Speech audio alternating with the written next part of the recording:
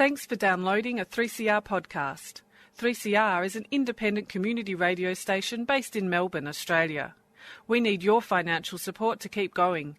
Go to www.3cr.org.au for more information and to donate online. Now stay tuned for your 3CR podcast.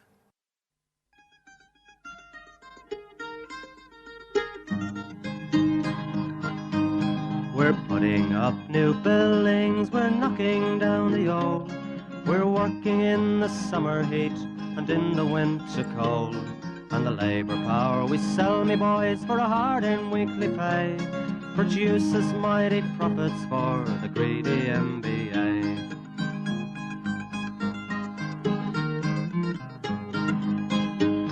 And whether we were born here or born in Italy, in Greece, in Spain or Ireland, in England or Fiji, we all of us are workers, united we must stand, until the wealthy bludgers have been driven from our land.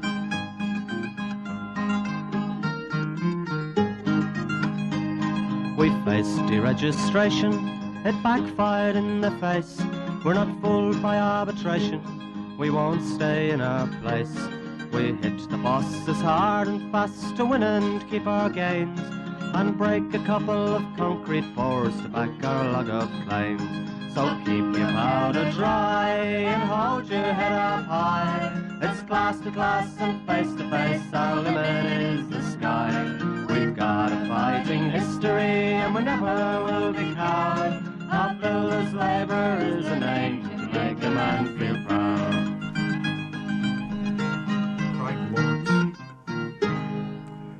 And it's good morning from the Concrete Gang, as bright-eyed and bushy-tailed as you can possibly be, having to go to work tomorrow.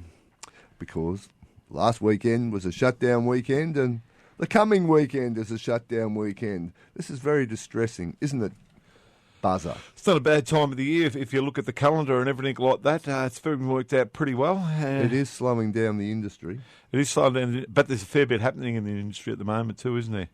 Yes, and we'll talk about that in due course. But let's just say you're not getting much production at the moment. You get a bit of wet weather like we had on Friday, a bit of high winds and various things, and then you add all the shutdown weekends.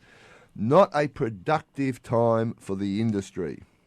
If you were, of course, to add a little bit of protected action to that, well, it might grind to a halt. There you go. Good morning, String Bean. Good morning, Warren. And good morning to the gorilla, wherever he might be, out there entertaining our good friends from the industry, the Fair Work Commission, etc. Anyway, we're here to talk about the business of the industry, and the most important matter before the industry at the moment is the EBA, renewal thereof. And of course, there are, unfortunately, a lot of bosses who don't really understand the process, and it is also true that quite a few of the members don't understand the process. Let's just say there is no pay rise till there's an agreement. And when there's an agreement, there will be a pay rise. It follows like day follows night. Anyway, negotiations preclude nothing in terms of the items that can be discussed at the as part of the EBA, but the final result has to be negotiated. There has to be a long process, and it has to be approved by a vote, and it has to be then signed off by the Fair Work Commission. So we've got a problem. We're not getting to where we want to be as quick as we would like. And two, the bosses are hanging around, trying to make sure that the process is slowed down. The MBA are doing their usual shit act and try to make sure that the whole process is slowed because they want to get the legislation, putting back the ABCC. They want to get the new code. They want all that stuff. So, boys and girls, it's going to be a difficult process. It might be that we have to take Industrial Act under the Fair Work Act. There might be a whole lot of things that will happen, but it is actually happening at the moment. The negotiations have started with a big sector of the industry, and we hope to flow the outcome of those negotiations to the whole industry. But even as these negotiations start, Nigel Hotchkiss is sending out letters to builders saying, do not make any side deals with the union. Do not increase the wages of your employees unless you have an agreement. Now, technically, a boss can pay anyone he wants, any amount he wants, as long as it's over and above the EBA. So if you want to pay a bloke an extra $2 an hour, that's up to you. But Nigel Hotchkiss is out there threatening people and saying you can't do this unless there's an agreement, blah, blah, blah. There's a whole lot of shit going on, boys and girls, and it will keep going on because this is probably the most important EBA campaign we have had in years. So there's a lot of politics riding on this. There's a lot of issues in terms of the industry, the plasterers, the sort of things that happen with ABNs. All those sorts of things are all issues that are being negotiated as part of this campaign. And, as I say, the politics, the interference, the ABCC and all the rest of it is going to make it a difficult process. But it has started. Negotiations are every week in the lead up to Easter, and there'll be more after Easter. And at some point, there will be a document, and that will have to be signed off by the members, and then it gets certified, and then we've got an EBA for the next 3 or 4 years. He's given the game away there, hasn't he, really, Hotchkiss? With the letter, it's like as if the ABCC wasn't about cutting wages and conditions. He's written a letter just to show it. Oh, don't pay them anymore. Don't pay them a decent wage. That's his. He's sort of given it up there, hasn't he? The whole agenda. Is he trying to stay relevant? Is that what he's trying to do? Or because he was out of the game there for a little while, wasn't he? But he's trying to make some sort of comeback, is he? No, he's trying to do a number of things, including, as we will discuss in due course, crank up every prosecution that he can possibly crank up. Hence the front page of the Australian the other day, talking about things that happened 8 years ago. But never mind, Nigel's back. He's been off on sick leave and he's trying to be relevant. But let's go on. There's plenty of other things to talk about, and one of those is the fact that the industry are having difficulty working out where they are going because their body, their union, the MBA, playing games as usual. They are trying to drag out the EBA process. They're trying to get people to become code compliant for a code that doesn't exist. They're playing politics as well as supposedly representing their members. Little wonder the CFMEU ain't anxious to talk to the MBA. They are in a situation where their political agenda gets in the way of the industrial interests of their members, and that is aimed at one thing, and that is attacking the CFMEU. So there's lots to go on with, boys and girls, and as I say, we will be dealing with Nigel's latest efforts in relation to a few prosecutions in due course. Now, we should also mention that during the week, the process started for the blackmail charges against John Shetka and Sean Reardon, and the police actually named their witnesses. And surprise. I'm not going to go through them all because hardly any of them are surprised to us. There's a whole lot of people that are going to be called, and it's all about making sure that the union is disrupted in what is an EBA year. And they're trying to tie people up into hours and hours of legal bullshit so that we are not concentrating on the main event. And that's the EBA, as we already said. And I agree. We're not going to even bother naming them, are we? Really? Because they're not even worth talking about, those couple of people. Well, there's a few people. The one good thing is that our good friend, Mike Kane, has to turn up. Well, that's one thing. That's provided he can get a visa to get over here and be here or something. Well, no. He's in a situation where he had lots to say in the media, lots to say at the Royal Commission. Well, he made all sorts of allegations. Now he's going to get called as a witness for the prosecution, and he has to actually turn up and justify his allegations. Geez, Mike, not quite what you planned. Never mind. It's all good fun yet to be had. And good to see the union movement getting in there and backing them up on the day, Luke Killicurry and the rest of them. So, if they wanted to divide us, they haven't succeeded. There's good, strong support out there. And, of course, the actual hearing that follows from the hearing the other day, which is just the sort of the formalities, the hearing looks like it won't be taking place till November. So the whole thing's going to drag on and on and on and on, and I'm sure that there will be all sorts of grubby people coming out of the woodwork to give evidence against the union. But let's just say, you got to prove your case, and I think we've got a long way to go.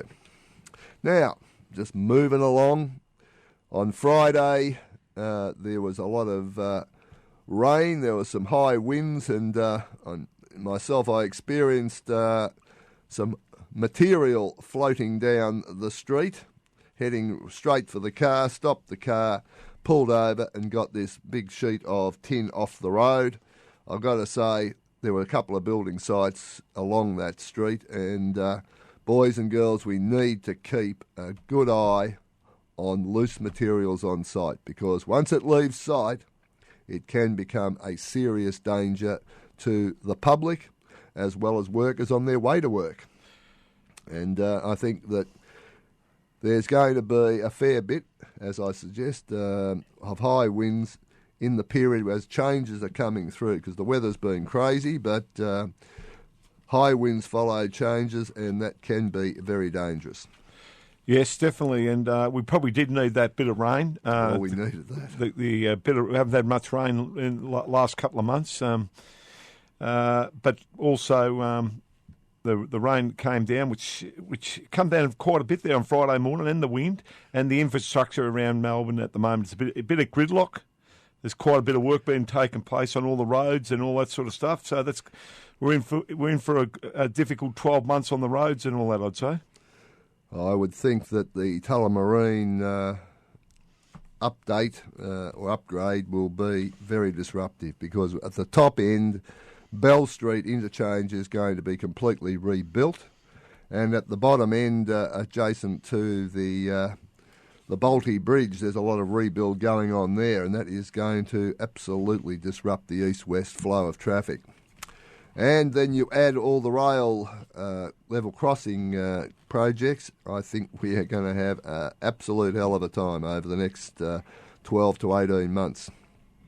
Anyway, we might cut to a track, and just to celebrate what a glorious lot of weather we've had in Melbourne, we've got Come Rain, Come Shine with Eric Clapton and B.B. King.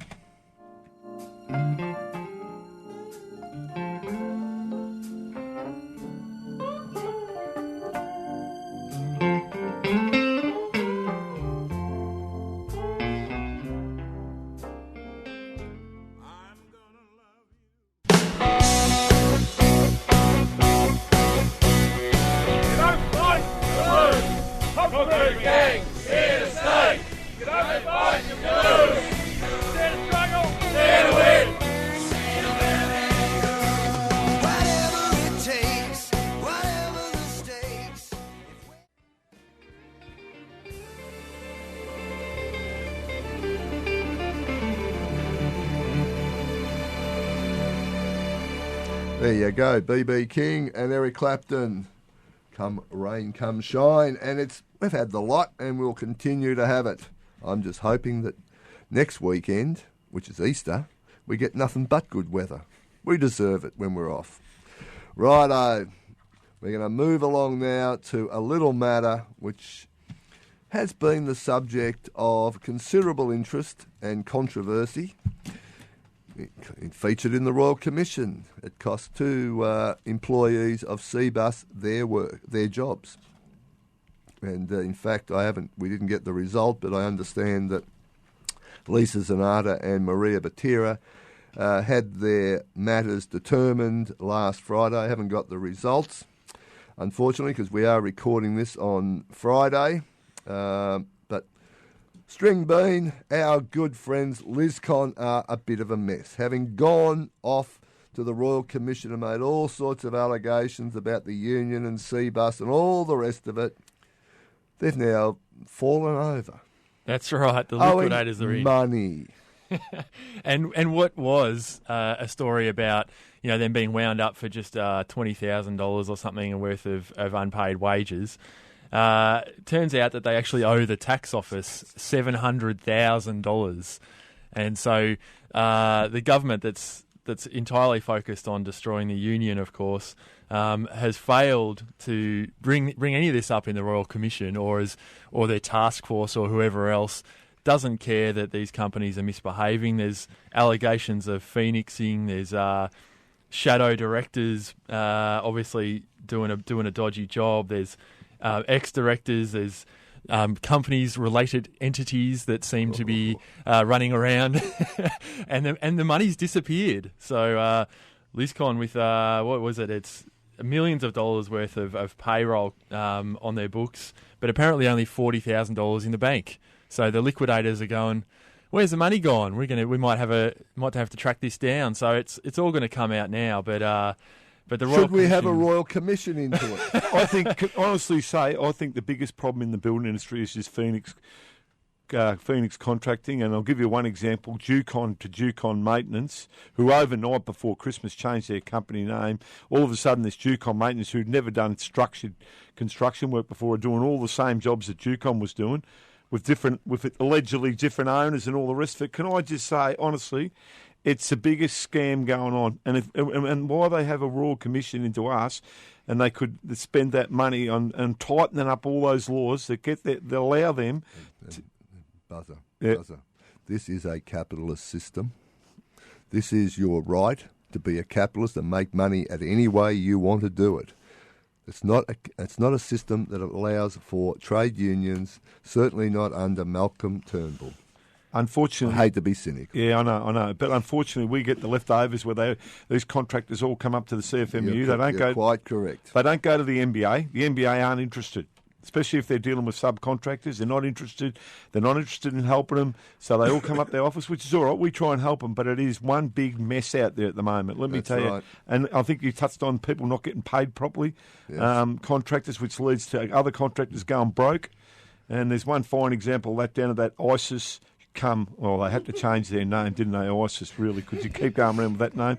To Shape on the World Trade Centre down there on the corner of Spencer Street and what's the other street there? Flinders Street.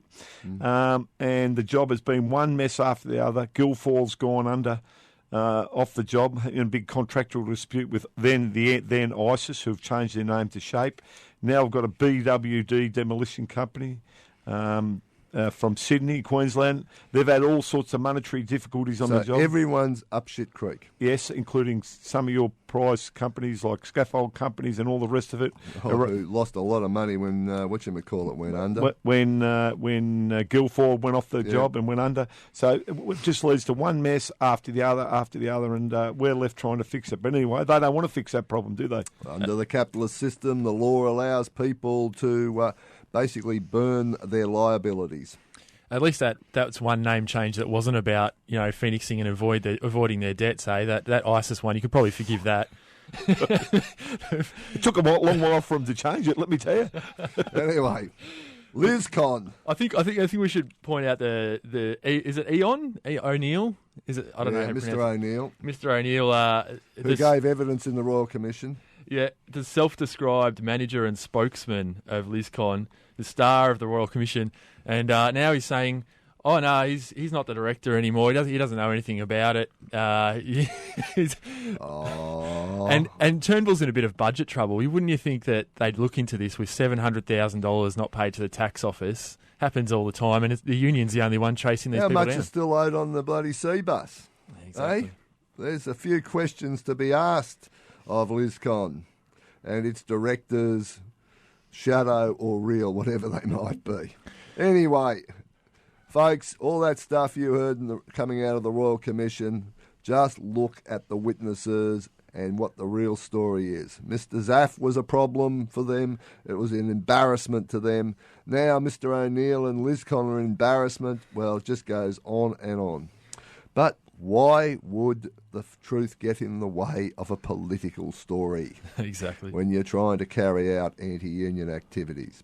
Anyway, I've got to do a couple of less than happy things, and one is to acknowledge the passing of Ian Cookie Cook, who was a scaffolder in the industry for decades. And Ian, unfortunately, lost his life in an ultralight aircraft tragedy up in Yarrawonga last weekend. And Cookie had been in the industry and doing ultralight for a long time, and unfortunately has passed away. So our sympathy and condolences to his family and all his friends, because he was well known in the industry.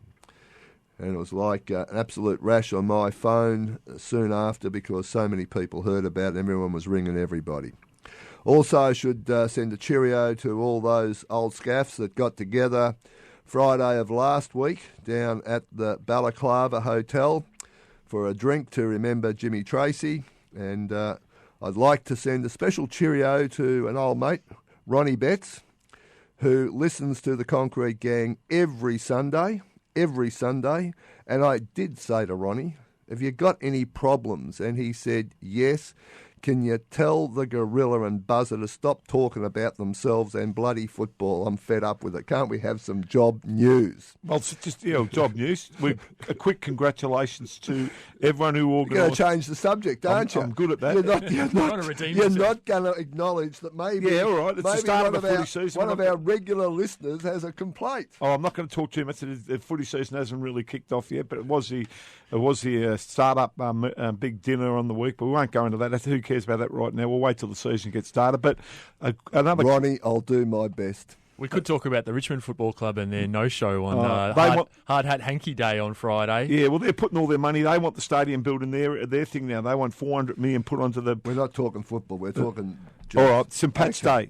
Might be a few Richmond members that don't want to pay their dues now, I reckon. Just a quick thank you to all the people, to Jerry McCrudden, Eamon and all them who organised the St. Pat's Day thing down the ETU, and the ETU for putting it on, and Perky and all the boys for putting the food on.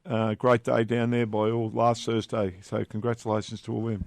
Righto, and a cheerio to Paco, one of the Port boys who got on the train and went to work. Now, the fact that he probably passed 20 building sites and he was almost alone on the train, and he finally got to work and he realised the gates were shut. Yes, Paco, last Tuesday was an RDO. So cheerio to Paco. Let's go to Scallywag of the Week. LizCon obviously is a candidate. You've got one. We got Masbuild in Footscray job. Absolute shocker.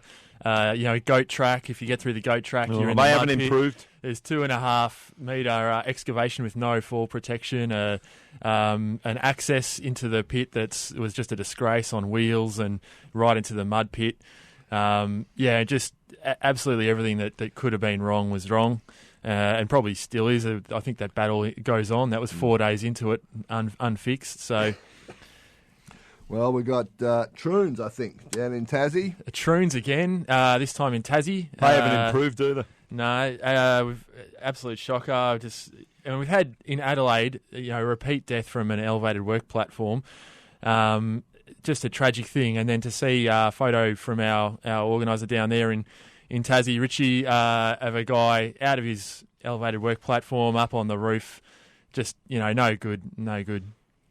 Righto, Nigel Hadgkiss, because he's absolutely off his face at the moment. He's come back from sick leave and he's decided to help our friend Mr Turnbull not prosecute any bosses for all the rot and rubbish that's going on. No one getting done for phoenixing or anything like that. No, just charge the union organisers and shop stewards for matters that might be as many as 5 years ago. Some minor matter where you've gone on a job, he's charging them. So everyone's getting charged, hence the front page of the Australian the other day, making it look like the world of building was out of control. Now, you've got Shape and BWD. Yeah, what a mess that is down there. And Lynn Tiger Plastering. Yep. Got to read the EBA scope and application. Right. 2 stories or above. So who are we going for? I reckon LizCon deserves the winner. Yeah, LizCon. Okay. LizCon are the winners. And we got a Suki Lala, no time for it. We got a Suki Lala. I reckon maybe our friend from Massbuilt, because he reckons the whole world's against him. He's been whinging like hell. That'll do. He's got to spend a bit of money on his jobs. Righto, that's right. We go out in the same old way. Dare to struggle, dare to win. If you don't fight, you lose. Good morning from the Concrete Gang, and we're going to go out with a little bit of Irish music just to note St Patrick's Day this week.